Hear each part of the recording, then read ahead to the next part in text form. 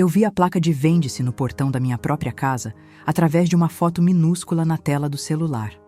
Meu filho, o Ricardo, postou nas redes sociais com a legenda: "Novos ciclos, adeus velharia". Ele achava que eu não sabia mexer na internet. Ele achava que eu estava aqui, neste quarto número 304, apenas tomando remédios para dormir e esquecendo meu próprio nome. Mas ele errou feio. O que meus filhos não sabem é que a assinatura naquela procuração que eles usaram é falsa. E amanhã, quando eles forem ao cartório para assinar a escritura e colocar as mãos no dinheiro que construí com o suor de uma vida inteira, eu estarei lá. Não como a velhinha frágil que eles abandonaram, mas como a dona de tudo. A expressão de terror nos rostos deles vai valer cada noite que passei chorando nesta cama fria. Meu nome é Helena. Tenho 78 anos, mas se você olhar para mim agora, sentada nesta poltrona de courino rasgado, talvez me dê 90. O asilo tem esse poder, sabe? Ele envelhece a gente por dentro. Aqui, o tempo não passa, ele se arrasta. O cheiro é sempre o mesmo. Uma mistura de desinfetante barato, sopa sem sal e lavanda velha que as enfermeiras usam para disfarçar o cheiro da solidão. Antes de vir parar aqui, eu era a rainha do meu pequeno castelo. Uma casa térrea no bairro das Acácias, com um jardim que eu mesma plantei. Tinha roseiras, margaridas e um pé de jabuticaba que meu falecido marido, o Antônio, plantou quando nossa primeira filha, a Cláudia, nasceu. Aquela casa não era feita de tijolos e cimento, era feita de memórias.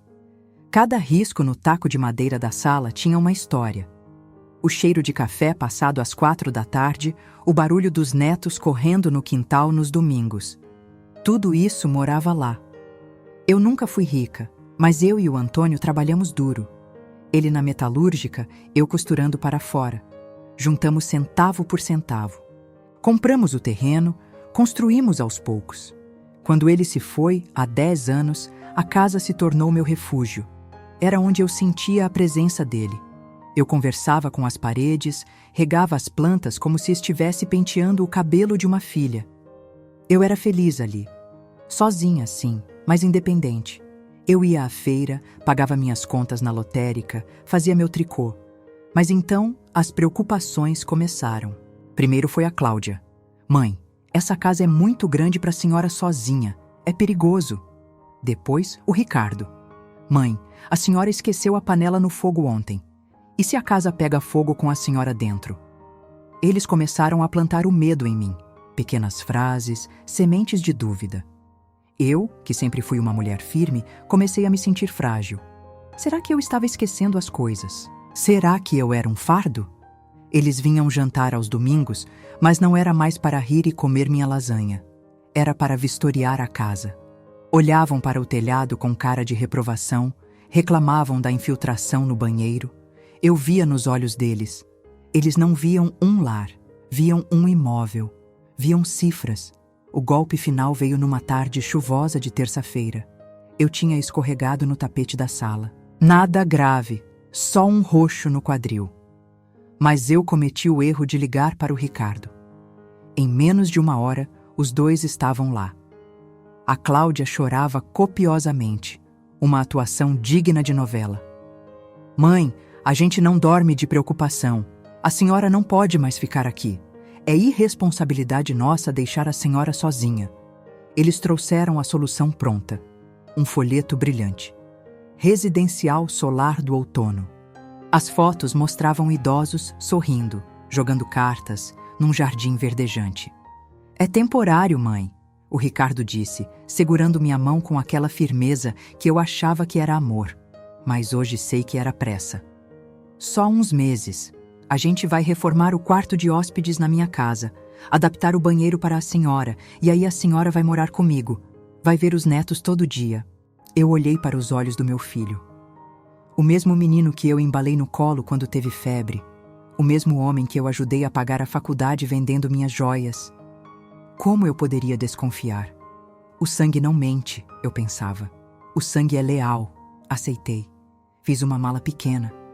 "Leve só o básico, mãe. O resto a gente guarda." No dia da mudança, eu tranquei a porta da minha casa pela última vez. O som da chave girando na fechadura ecoou no meu peito como um tiro. Olhei para o jardim. As roseiras precisavam de poda. Eu volto logo, sussurrei para elas. Eu realmente acreditava que voltaria. A chegada aqui foi um choque. O folheto mentia. Não havia jardim verdejante, apenas um pátio cimentado com 3 bancos de madeira que pegavam sol demais. O quarto que me deram, o 304, eu divido com a dona Lourdes, que não fala nada, só geme baixinho à noite chamando pela mãe dela. Na primeira semana meus filhos vieram, trouxeram biscoitos, riram, elogiaram as enfermeiras. Viu, mãe? É tranquilo aqui, é seguro. Na segunda semana, o Ricardo veio sozinho. Ficou 10 minutos. Olhava o relógio o tempo todo. Na terceira semana, a Cláudia ligou. Disse que o filho estava doente, não podia vir. E então, o silêncio começou a se instalar. Eu passava os dias sentada perto da janela, olhando o portão de entrada. Cada carro que parava, meu coração disparava. É hoje. É hoje que eles vêm me buscar. O quarto na casa do Ricardo deve estar pronto. Mas os dias viraram semanas, as semanas viraram meses. Eu comecei a perceber coisas, pequenos detalhes. Quando eu ligava para o Ricardo, ele sempre estava em reunião. Quando ligava para a Cláudia, ela estava no trânsito. E a tal reforma? Tá atrasada, mãe. O pedreiro sumiu, o material tá caro. As desculpas mudavam, mas o resultado era o mesmo. Eu continuava aqui. E a minha casa? Tá lá, mãe. Fechadinha, o vizinho tá olhando. Mas eu sentia. Sabe aquela intuição de mãe que avisa quando o filho vai cair antes mesmo dele tropeçar? Eu sentia um aperto no peito, uma angústia fria. A comida aqui é servida às 5 da tarde. Depois disso, é só esperar a noite chegar. Numa dessas noites, a enfermeira da noite, uma moça nova chamada Jéssica, esqueceu o celular dela em cima da minha mesa de cabeceira enquanto me ajudava a tomar os remédios. Eu, que sempre fui curiosa, peguei o aparelho. Eu tinha o meu, um modelo antigo que meus filhos me deram, que mal acessava o WhatsApp. Mas o dela era moderno. Eu sabia a senha porque tinha visto ela digitar várias vezes, um L desenhado na tela. Não sei o que me deu. Eu entrei no Facebook, digitei o nome do Ricardo e lá estava. A primeira foto. Ele, a esposa e meus netos, num restaurante de luxo, brindando com taças de vinho. A legenda: comemorando os novos investimentos. O futuro está garantido. Data da postagem? Ontem. Novos investimentos? O Ricardo vivia reclamando que estava sem dinheiro, que a escola das crianças estava cara, que mal conseguia pagar a mensalidade do asilo, que eu sabia que era paga com a minha aposentadoria que eles administravam. Continuei rolando a tela. E foi aí que eu vi a foto que mudou tudo. Não era no perfil dele, era no perfil da esposa dele, uma foto da minha sala de estar. A minha sala. Mas estava diferente. Meus móveis não estavam lá. O tapete onde eu escorreguei não estava lá. A sala estava vazia, pintada de um branco gelo, sem vida. A legenda dizia: dia de faxina pesada para deixar tudo pronto. Quem quer comprar uma casa com energia renovada? O celular escorregou da minha mão e caiu no lençol. Eles não estavam reformando o quarto para mim. Eles não estavam cuidando da minha casa. Eles estavam me apagando. Eles estavam vendendo a minha história. Naquele momento, naquele quarto escuro, ouvindo a respiração pesada da dona Lourdes ao lado, algo quebrou dentro de mim. A esperança ingênua, aquela fé cega que temos nos filhos, se partiu como um cristal jogado no chão. Mas, estranhamente, eu não chorei. Pelo menos, não naquele instante. O choque foi tão grande que secou minhas lágrimas. Eu precisava saber mais. Eu precisava ter certeza. Os dias que se seguiram foram um borrão cinzento. A descoberta daquela foto foi como um veneno lento correndo nas minhas veias. Eu olhava para as enfermeiras sorrindo, para o médico medindo minha pressão e queria gritar: meus filhos são ladrões, eles roubaram minha vida. Mas a voz não saía. Eu tinha medo. Medo de estar louca, medo de ser verdade, medo de não ter ninguém por mim. O abandono se intensificou de uma forma cruel. Chegou o Natal. Ah, o Natal. Na minha casa, essa era a data sagrada. Eu passava dias cozinhando. O cheiro de rabanada e peru assado impregnava as cortinas. A casa ficava cheia, barulhenta, viva. Aqui no asilo, o Natal foi uma tarde de terça-feira com um panetone seco de marca barata e um Papai Noel magro que era, na verdade, o motorista da ambulância com uma barba de algodão. Eles não vieram. O Ricardo mandou uma mensagem de áudio às 10 da manhã. Mãe, Feliz Natal. Estamos viajando para a praia. As crianças precisavam descansar. Na volta, a gente passa aí. Beijo, fica com Deus. A Cláudia nem isso. Mandou uma figurinha de boas festas no grupo da família, onde eu estava, mas que ninguém me respondia. Eu passei a noite de Natal sentada no corredor, olhando para as luzinhas piscando na árvore de plástico do saguão. Uma das cuidadoras, a Solange, sentou do meu lado e segurou minha mão. Eles não vêm, né, dona Helena? Ela perguntou com pena. Não, minha filha. Devem estar muito ocupados, respondi, mantendo a dignidade. Mas por dentro eu estava sangrando. Foi ali, na solidão daquela noite santa, que eu entendi que eu não era mais mãe para eles. Eu era um problema resolvido, um arquivo morto. Mas a dor maior ainda estava por vir. Em janeiro fiz aniversário, 79 anos. Ninguém lembrou, nem uma ligação. As enfermeiras cantaram parabéns com um bolinho e eu soprei a vela pedindo a Deus que me levasse logo, porque a dor da ingratidão é pior que a dor física. Mas Deus tinha outros planos. Ele queria que eu visse a verdade nua e crua. 2 semanas depois do meu aniversário, a Cláudia apareceu. Estava nervosa, mexendo na bolsa de marca o tempo todo. Ela não me abraçou. Sentou na ponta da cadeira como se tivesse nojo de encostar. Mãe, preciso que a senhora assine uns papéis, ela disse, tirando uma pasta azul da bolsa. Papéis? De que, filha? Ah, é do banco. Pra gente poder atualizar sua conta, comprar seus remédios melhores. Burocracia, a senhora sabe. Ela me estendeu uma caneta e apontou onde assinar. Eram várias folhas. As letras eram miúdas. Eu estou sem meus óculos de leitura, Cláudia, eu disse, tateando o bolso. Deixa eu ler com calma. Ai, mãe, não tem nada demais. Ela estourou, impaciente. A senhora nunca confia em mim? Eu saí do trabalho correndo para vir aqui cuidar das suas coisas e a senhora vem com desconfiança? Assina logo. O motorista do Uber está esperando lá fora. A agressividade dela me assustou. Eu tremia, com medo de ela ir embora e nunca mais voltar, com medo de ser abandonada de vez, eu assinei.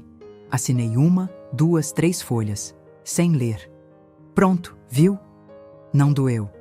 Ela recolheu os papéis rapidamente, enfiou na bolsa e levantou. Tchau, mãe. Na próxima eu trago as crianças. Ela saiu sem olhar para trás. O cheiro do perfume caro dela ficou no ar, misturado com o meu arrependimento. Naquele momento, eu me senti a criatura mais inútil da terra. Uma velha tola. Como eu pude assinar sem ler? A resposta veio 3 dias depois. E não foi pelos meus filhos. Eu estava no jardim de cimento, fingindo tomar sol, mas na verdade estava tentando ouvir a conversa de 2 técnicas de enfermagem que fumavam escondido atrás da lavanderia. O vento trazia as vozes delas. Coitada da 304. A família é podre, dizia uma. Por quê? Perguntou a outra. Escutei o filho dela falando no telefone com a diretora ontem lá na recepção. Eles estão vendendo a casa da velha. Parece que já tem comprador e tudo. E ela sabe? Que nada. Disseram que ela tá caduca, que não precisa saber. O pior é que eles estão pedindo pro asilo um laudo de incapacidade mental para agilizar a papelada no cartório. Querem interditar a velha para pegar a grana toda. Que covardia. E ela é tão lúcida. Pois é, mas dinheiro fala mais alto, né? Vão vender a casa, jogar ela num asilo público do governo e sumir com a grana. Escuta o que eu tô te dizendo. Meu mundo parou. O chão de cimento parecia ter sumido sob meus pés. Interditar? Incapacidade mental? Asilo público? Aquelas palavras giravam na minha cabeça. Eles não queriam apenas vender minha casa. Eles queriam me anular como ser humano. Queriam me declarar louca para que eu não pudesse reclamar de nada. A assinatura que a Cláudia pegou não era para o banco. Devia ser alguma procuração ou algum documento para iniciar esse processo. Eu voltei para o quarto me arrastando. Sentei na cama e olhei para as minhas mãos. Mãos enrugadas, manchadas pelo tempo, mas mãos que trabalharam tanto. Mãos que trocaram as fraldas daqueles dois ingratos. Uma onda de tristeza profunda me invadiu. Eu queria morrer, de verdade. Para que lutar? Eles venceram. Eles têm a juventude, a força, a maldade. Eu sou apenas uma velha num quarto de asilo. Encolhi-me na cama, em posição fetal, e chorei. Chorei até não ter mais fôlego. Chorei pela casa, pelas rosas que deviam estar mortas de sede, pelo marido que não estava aqui para me defender. Chorei pela mãe que eu fui e pelos filhos que criei. Senti-me um lixo, descartável. Um objeto que a gente usa e joga fora quando quebra. Adormeci com a certeza de que minha vida tinha acabado. Eu não tinha mais casa, não tinha mais família, não tinha mais dignidade. Eu era apenas um corpo esperando o fim. Mas eu estava errada. No meio da madrugada, acordei com um barulho. Era a Dona Lourdes, minha companheira de quarto. Ela estava sentada na cama, olhando para mim com uma lucidez que eu nunca tinha visto antes. Eles pensam que você morreu, Helena. Ela sussurrou com a voz rouca. Mas você ainda respira. E enquanto a gente respira, a gente morde. Aquela frase, vinda de uma mulher que eu achava que nem sabia onde estava, foi como um choque elétrico. Levantei da cama. Fui até o pequeno armário de metal onde guardava minhas poucas roupas. Tateei o fundo falso da minha bolsa velha. Um segredo que eu mantinha desde os tempos de casada. Meus dedos tocaram o envelope pardo que eu escondi lá no dia em que cheguei. Um envelope que continha a única coisa que meus filhos esqueceram. Eu não estava morta. E eu não estava louca. A tristeza começou a dar lugar a outro sentimento.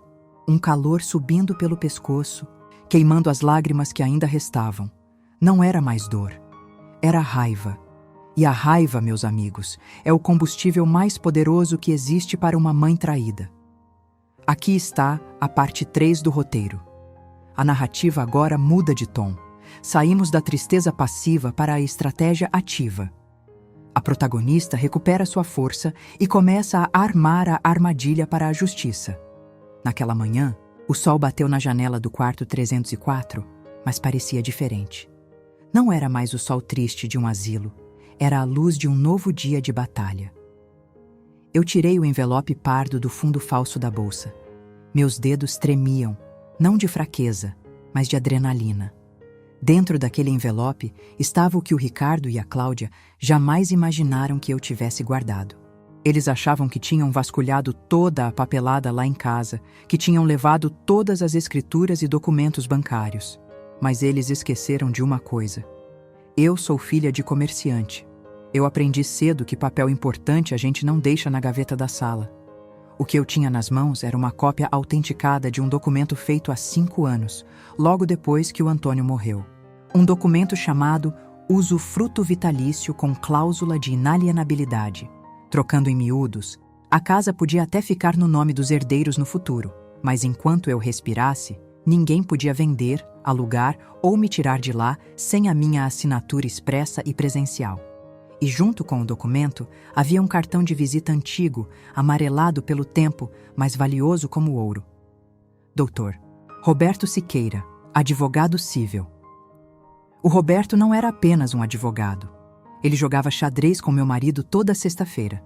Ele viu meus filhos crescerem. Ele sabia quem eu era. Olhei para o relógio na parede. Eram 07:00 da manhã. A rotina do asilo estava começando. Banho, café, remédios. Eu precisava agir, mas precisava ser esperta. Se meus filhos desconfiassem que eu sabia do plano de venda, eles podiam sumir com o dinheiro antes de eu piscar. Ou pior, acelerar minha interdição. Decidi que, a partir daquele momento, eu seria a atriz que a Cláudia tentou ser a vida toda. A máscara da demência. Quando a enfermeira entrou para me dar os remédios, Eu não a cumprimentei como de costume. Fiquei olhando para o vazio, babando um pouco no canto da boca, com o olhar perdido. Dona Helena, tudo bem? Ela perguntou. Quem é você? Onde está o Antônio? Respondi com a voz trêmula. A enfermeira anotou algo na prancheta com cara de pena. Confusão mental, ela deve ter escrito. Ótimo. Quanto mais eles achassem que eu estava indo embora, mais descuidados ficariam. Esperei o momento certo. O turno da tarde era da Solange, aquela cuidadora bondosa que segurou minha mão no Natal. Ela era minha única chance.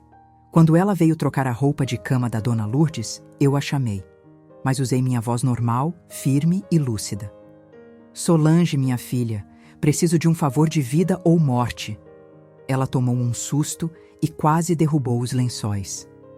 Dona Helena, a senhora tá? Bem? Disseram que a senhora estava meio aérea hoje. É teatro, minha filha. Teatro para sobreviver. Segurei o braço dela, olhando fundo nos olhos. Meus filhos estão tentando vender minha casa e me deixar aqui para morrer sem nada. Eu preciso fazer uma ligação. Uma única ligação. Mas ninguém pode saber. Nem a direção, nem as outras enfermeiras. Ninguém. Solange hesitou. Ela podia perder o emprego. Eu vi o medo nos olhos dela.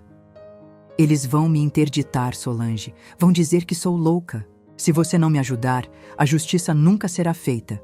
Por favor. Por uma mãe. Ela olhou para a porta, verificou se o corredor estava vazio e tirou o celular do bolso. A senhora tem 5 minutos. Fica embaixo do lençol. Disquei o número do cartão com o coração na boca. Chamou 1, 2, 3 vezes. Escritório Dr. Roberto Siqueira, bom dia. Roberto, sou eu, Helena, viúva do Antônio.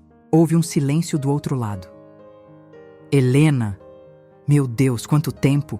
Aconteceu alguma coisa? Sua voz. Roberto, não tenho tempo. Eles me prenderam num asilo. Estão vendendo a Casa das Acácias. Estão dizendo que estou louca. Eu preciso de você. Agora. Expliquei tudo em 3 minutos. Falei sobre a procuração que a Cláudia me fez assinar enganada. Falei sobre a conversa que ouvi. A voz do Roberto mudou. De amigo preocupado, virou o advogado implacável que eu conhecia. Helena, escute bem. Não assine mais nada. Finja que está piorando. Eu vou aí amanhã. Se me barrarem, eu entro com a polícia. Eu ainda tenho aquela procuração antiga que o Antônio fez, lembra? Eu sou seu representante legal. Eles mexeram com a viúva errada. Desliguei e devolvi o celular para a Solange. Ela estava chorando silenciosamente. Obrigada, sussurrei. Acaba com eles, Dona Helena. Ela respondeu, piscando para mim. A visita do aliado. No dia seguinte, o asilo virou um caos. O Dr. Roberto chegou não sozinho, mas acompanhado de um médico psiquiatra forense, um amigo dele. A diretora do asilo tentou impedir a entrada, dizendo que a família não autorizou visitas de estranhos. Eu ouvi a voz do Roberto do corredor. A senhora quer que eu chame uma viatura agora e denuncie este estabelecimento por cárcere privado e obstrução de justiça? Eu sou o advogado constituído da senhora Helena. Abra esse portão. Eles entraram no meu quarto. O psiquiatra, Dr. Mendes, fez uma avaliação completa. Foram 2 horas de conversa. Testes de memória, lógica, raciocínio. No final, o doutor Mendes sorriu e assinou um laudo. A senhora é mais lúcida que muita gente de 30 anos que eu conheço, Dona Helena. Sua capacidade cognitiva está intacta. Qualquer documento que diga o contrário é fraude. Roberto pegou o laudo e guardou na pasta de couro. Com isso aqui, Helena, a gente derruba qualquer interdição, mas precisamos pegar eles no ato. Ele me contou o que descobriu. Meus filhos tinham agendado a escritura da venda da casa para a próxima sexta-feira, às 14 horas, no 2º cartório de notas. Eles usariam a procuração que a Cláudia me fez assinar, dizendo que era do banco, e um laudo médico falso, provavelmente comprado de algum médico corrupto, atestando minha demência. O que a senhora quer fazer, Helena? Podemos embargar agora, mandar uma notificação. Não, eu o cortei. A raiva fria pulsava em mim. Se a gente embargar agora, eles vão inventar outra mentira. Vão fugir. Eu quero ver a cara deles. Eu quero que eles sintam o medo que eu senti. Tracei o plano com o Roberto. Ele iria preparar tudo em sigilo. Eu continuaria o meu teatro aqui. A prova final faltavam 2 dias para a sexta-feira. Meus filhos vieram me visitar. Foi a visita de despedida da casa, embora eles não dissessem isso.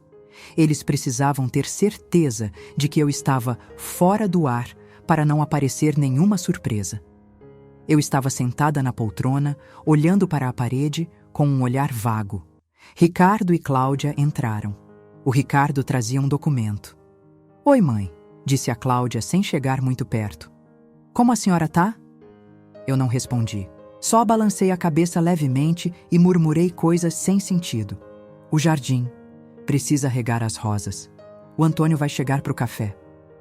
Ricardo sorriu para a Cláudia. Um sorriso cúmplice, nojento. "Tá vendo? Ela já era." O cérebro virou mingau. Ele sussurrou, achando que eu não entendia. "Melhor assim", respondeu a Cláudia baixinho. "O comprador transferiu o sinal hoje. 500 mil na sua conta, Ricardo?" "Sim, o resto cai na sexta, na hora da assinatura. A gente divide meio a meio e tchau. A velha fica aqui, o dinheiro do asilo já tá pago por 6 meses, depois a gente vê se joga ela num lugar mais barato." Meu estômago revirou. Eles estavam ali, na minha frente, dividindo o espólio da minha vida como urubus. Mas eles não viram que, embaixo da minha manta de crochê, no meu colo, meu celular estava com o gravador de voz ligado. Cada palavra, cada deboche, cada confissão de crime, tudo estava sendo gravado. "Mãe?" Ricardo estalou os dedos na frente do meu rosto. "A senhora está me ouvindo?" Eu olhei para ele lentamente.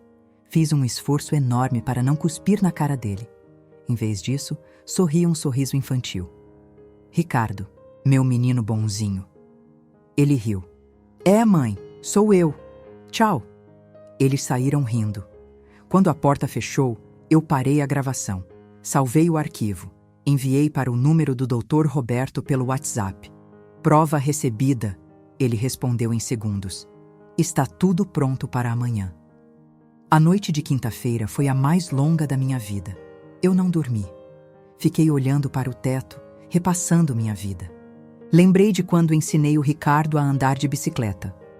Lembrei de quando fiz o vestido de formatura da Cláudia, virando noites na máquina de costura, porque não tínhamos dinheiro para comprar um pronto.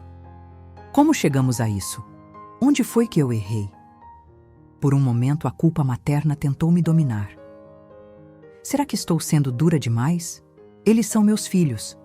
Mas aí eu olhei para o quarto do asilo, para a tinta descascada. Ouvi o gemido da Dona Lourdes. Lembrei da frase do Ricardo. A velha já era. Não, isso não é sobre vingança. É sobre justiça. É sobre dignidade. Se eu não fizer isso, eu estarei dando permissão para eles fazerem isso com outros, com os próprios filhos deles. Eu precisava ensinar a última lição, a mais dolorosa e importante de todas: respeito. Quando amanheceu a sexta-feira, eu levantei diferente. Tomei um banho demorado. Pedi para a Solange pegar meu kit de emergência, que estava no fundo da mala. Um batom vermelho que eu não usava há anos, meu melhor lenço de seda e um blazer preto que eu usava para ir à missa. As enfermeiras do turno da manhã não entenderam nada. Dona Helena? Vai sair? A senhora não pode. Ah, eu posso, querida. Hoje eu tenho um compromisso inadiável. Na portaria, um carro preto estava parado. O vidro desceu. Era o Dr. Roberto. A recepcionista tentou barrar minha saída. A senhora não tem autorização da família. Roberto saiu do carro, ajeitando a gravata. Entregou um papel oficial para a moça. Esta é uma ordem judicial que me nomeia curador provisório da senhora. Helena, até que se resolva o litígio. Ela vem comigo. E se tentarem impedir, a polícia está a uma ligação de distância. A moça engoliu em seco e abriu o portão. O ar da rua nunca teve um cheiro tão doce. Cheiro de liberdade. Cheiro de gasolina e poeira, mas para mim era perfume. Entrei no carro. Roberto me olhou pelo retrovisor e sorriu. Pronta para o show, Helena? Toque para o cartório. Roberto. Meus filhos estão me esperando, mesmo sem saber. O caminho até o centro da cidade parecia o caminho para uma guerra. Eu sentia meu coração batendo forte, mas minhas mãos estavam firmes sobre o colo. Eu não era mais a velhinha abandonada. Eu era a proprietária. Eu era a mãe, e eu estava indo buscar o que era meu. O carro parou em frente ao cartório do segundo ofício. Olhei pela janela e vi o carro do Ricardo estacionado. Eles já estavam lá. Respirei fundo. Passei o batom vermelho mais uma vez. Abri a porta do carro. A hora da verdade chegou. Aqui está a parte 4 e conclusão do roteiro. Preparamos o desfecho mais satisfatório possível, onde a justiça é servida fria e a dignidade de Helena é restaurada. O confronto no cartório. O ar-condicionado do cartório estava gelado, mas eu sentia meu sangue ferver. O ambiente era silencioso, apenas o som frenético de impressoras e carimbos batendo no papel. Eu e o Dr. Roberto entramos discretamente. Eu me apoiei no braço dele, não por fraqueza, mas por elegância. Com meu blazer preto e o batom vermelho, eu me sentia uma juíza entrando no tribunal. Avistei a sala de reuniões de vidro no fundo. Lá estavam eles. Ricardo estava suando, afrouxando a gravata, rindo alto de alguma piada sem graça. Cláudia batucava as unhas de gel na mesa de madeira maciça. Do outro lado, um casal jovem, os compradores, parecia ansioso, com canetas na mão. O tabelião lia uma escritura em voz alta.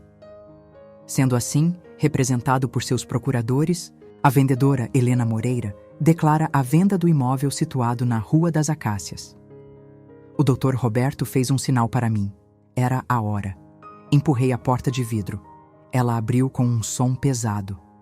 A vendedora Helena Moreira não declara venda nenhuma. Minha voz saiu firme, ecoando na sala pequena. O silêncio que se seguiu foi absoluto. Ricardo deu um pulo da cadeira como se tivesse levado um choque. O rosto dele ficou branco como papel. Cláudia deixou a caneta cair no chão. Mãe? Ricardo gaguejou. O quê? O que a senhora está fazendo aqui? Quem te tirou do asilo? Os compradores olharam confusos de mim para eles. Essa é a proprietária? Perguntou o rapaz. Vocês disseram que ela estava acamada, em estado vegetativo. Eu caminhei até a cabeceira da mesa. Ricardo tentou se colocar na minha frente, num gesto instintivo de barreira. A senhora não devia estar aqui, mãe. A senhora está confusa. Vamos, eu vou chamar um Uber para te levar de volta. Ele tentou pegar meu braço. Tira a mão de mim, eu gritei.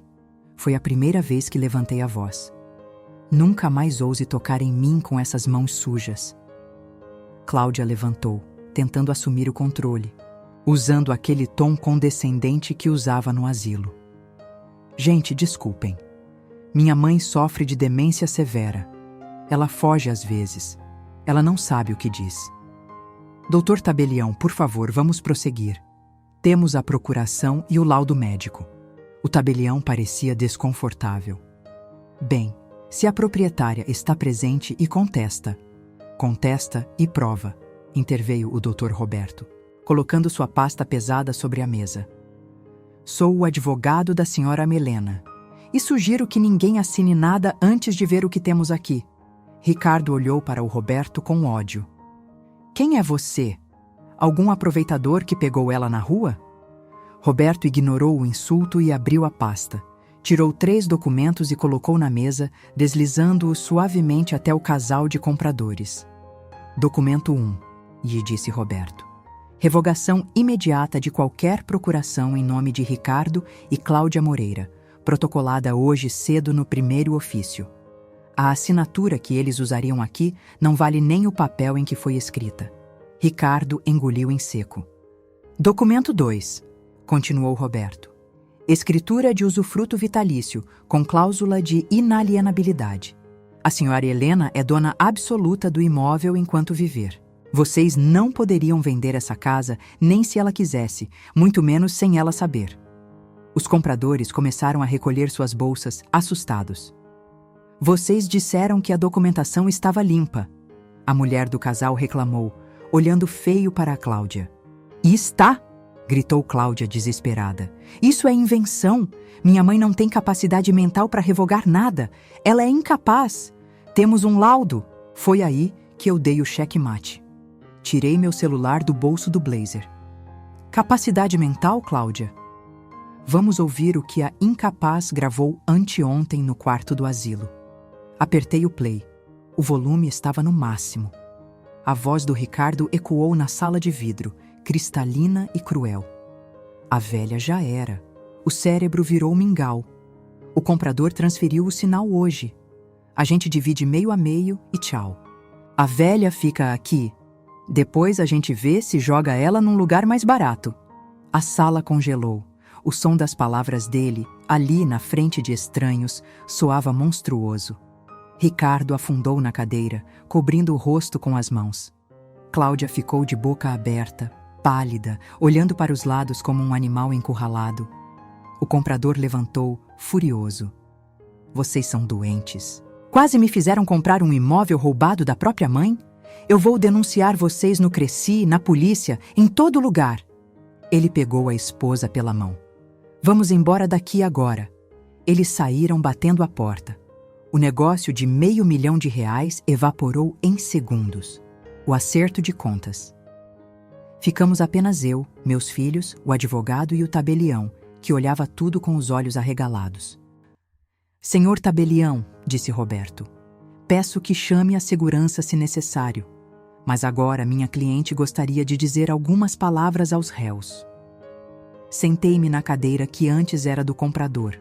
Fiquei de frente para os dois. Eles não conseguiam me encarar. Olhem para mim, ordenei. Eles levantaram os olhos devagar. Eu troquei as fraldas de vocês. Eu velei o sono de vocês quando tinham febre. Eu trabalhei costurando até meus dedos sangrarem para pagar o curso de inglês, o balé, a faculdade. Eu dei tudo o que eu tinha. Meu tempo, minha juventude, meu dinheiro. Respirei fundo, sentindo a dor misturada com o alívio. E o pagamento de vocês foi me trancar num quarto frio, esperando eu morrer para pegar o que sobrou. Vocês não queriam vender a casa. Vocês queriam vender a mãe de vocês. Mãe, a gente estava precisando. As dívidas. Ricardo tentou justificar, com voz de choro. Cale a boca, Ricardo. Falei, sem gritar. Apenas com autoridade. Não me chame de mãe. Mãe é quem cria, quem ama. Vocês não agiram como filhos.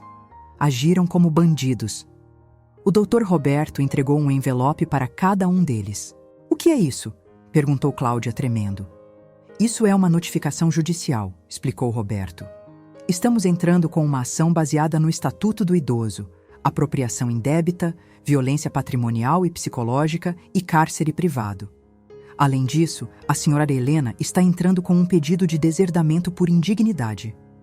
Deserdamento? Cláudia gritou. A senhora vai tirar a gente do testamento? Eu sorri, um sorriso triste. Não sobrou nada para herdar, Cláudia, porque a partir de hoje eu vou gastar cada centavo do meu dinheiro comigo. Vou viajar, vou reformar minha casa, vou doar para a caridade, mas para vocês, nenhum centavo furado. Levantei-me. Vocês têm 24 horas para tirar qualquer coisa que tenham deixado na minha casa. Depois disso, vou trocar as fechaduras. E se aparecerem no meu portão sem convite, a polícia será chamada. Dei as costas para eles e caminhei em direção à saída. Mãe, por favor, não faz isso! Ouvi a Cláudia chorar atrás de mim.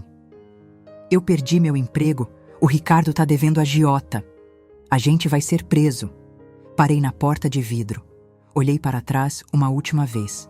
Vi 2 adultos, saudáveis, fortes, chorando como crianças mimadas que quebraram o brinquedo. Mas dessa vez, eu não ia consertar o brinquedo. Vocês são adultos, eu disse. Deem um jeito. Eu dei o meu. Saí do cartório sentindo o sol no meu rosto. O peso de meses de humilhação tinha ficado naquela sala fria. O retorno ao lar. Chegar na Rua das Acácias foi como reencontrar um velho amor. O táxi parou no portão. A placa de vende-se ainda estava lá, pendurada de qualquer jeito. Caminhei até ela e a arranquei com minhas próprias mãos. Joguei a placa no lixo da calçada. O barulho do plástico batendo no fundo da lixeira foi a melhor música que ouvi em anos. Abri o portão. O jardim estava triste, com mato alto e as roseiras secas, mas estava vivo. Voltei, minhas queridas. Sussurrei para as plantas. Vamos dar um jeito nisso. Entrei em casa. O cheiro de fechado era forte, mas era o meu cheiro. Meus móveis não estavam mais lá. Eles tinham vendido quase tudo como vi na foto. A sala estava vazia, mas eu não me senti vazia. Pelo contrário, o espaço vazio significava espaço para o novo. Sentei no chão da sala, encostada na parede, e chorei. Mas foi um choro diferente. Foi um choro de limpeza. Um choro de quem sobreviveu a um naufrágio e chegou à praia. Nos meses seguintes, a vida recomeçou. O processo contra meus filhos correu na justiça. Eles foram condenados a prestar serviços comunitários e a devolver o dinheiro que desviaram da minha aposentadoria. A vergonha pública foi grande na cidade. Eles se mudaram para outro estado. Nunca mais nos falamos. Dói? Claro que dói. É uma ferida que nunca fecha totalmente. Mas é melhor a dor da verdade do que o conforto da mentira. Eu não fiquei sozinha. A Solange, aquela cuidadora do asilo que me ajudou, estava passando dificuldades. Eu a convidei para morar comigo. Ela ocupa o quarto que era do Ricardo. Ela não paga aluguel, mas me ajuda com a casa e com a companhia. Hoje, ela é mais filha para mim do que os que carregam meu sangue. Minha casa voltou a ter cor. Comprei móveis novos, modernos, do jeito que eu queria e não do jeito que o Antônio ou os filhos gostavam. Pintei as paredes de amarelo, plantei girassóis. Hoje, estou sentada na minha varanda, tomando um café fresco, escrevendo essa história para vocês. Tenho 80 anos. Meus filhos acharam que minha vida tinha acabado aos 78. Eles não sabiam que a vida só acaba quando a gente desiste dela. E eu estou apenas começando. Mensagem final. Se você é idoso e está me ouvindo, não deixe ninguém dizer que você não vale mais nada. Não deixe ninguém tomar as rédeas da sua vida. O dinheiro é seu, a casa é sua, a história é sua. Proteja-se. E se você é filho, lembre-se de uma coisa: o mundo dá voltas. A cadeira de balanço onde seu pai senta hoje pode ser a sua amanhã.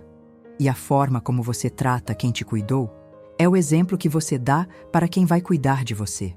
O amor não se paga com dinheiro, mas a ingratidão cobra juros altíssimos. Eu sou Helena. Eu fui abandonada, traída e subestimada. Mas eu venci, porque a força de uma mãe pode até adormecer de tristeza, mas nunca morre. Se você chegou até aqui, muito obrigada por me ouvir. Se essa história te emocionou, se você sentiu raiva, tristeza ou até satisfação ao ver a justiça sendo feita, deixe seu like neste vídeo. Isso me ajuda a saber que essas histórias importam e ajuda outras pessoas a encontrarem esses relatos também.